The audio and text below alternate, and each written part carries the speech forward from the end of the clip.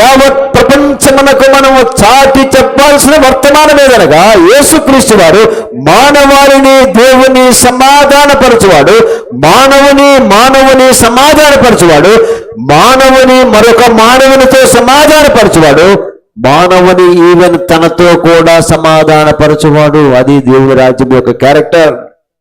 మనిషి తోటి మనిషితో సమాధానము లేని కారణం బట్టి ఈ మనిషి ఆ మనిషిని హత్య చేస్తున్నాడు. మనిషి తనతో తాను సమాధానము లేని కారణం బట్టి మనిషి తనకు తాను ఆత్మహత్య చేసుకుంటున్నాడు. మనిషితో ఏమి లేదు. ఆ పాట పాడతాం కదా మనం, మిషనరీ పాటేది, నా దేశమును నా భారతదేశమును రక్షించవా యేసయ్య. ఏం పాట అవుతుంది, మనం మీనింగ్ మైండ్లో పెట్టుకొని పాడితే, హృదయానికి హత్తుకొని పాడితే మంచి పాట. అందులో మాట రాసి ఉంది, మనిషి ఏం చేస్తున్నాడు, మనిషిని కాల్చుకుంటున్నాడా.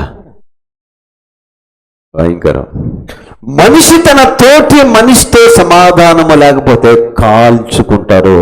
అంటే మనమైతే అంత పని చేయం, కొద్ది మాటలతో కాల్చుకుంటాం.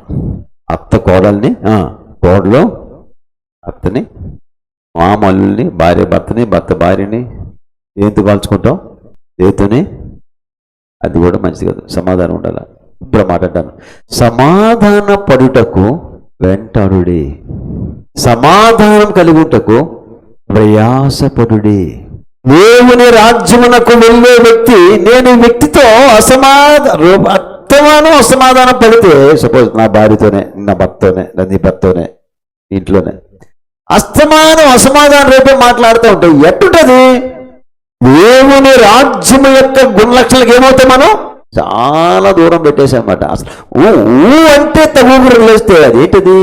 సమాధానం అసమాధానమా? దేవుని రాజ్యమా దెయ్యం రాజ్యమా? జాగ్రత్తగా ఉన్నందుకే ఒగ్గి మాట్లాడడం చాలా మంచిది. ఒకలేదు నోరు జారితే, నేను 2 పదాలు వాడాను మ్యారేజ్ మెసేజ్లో, మనుషులుగా మనమందరము తుల్లుతాము, తోలకూడదు.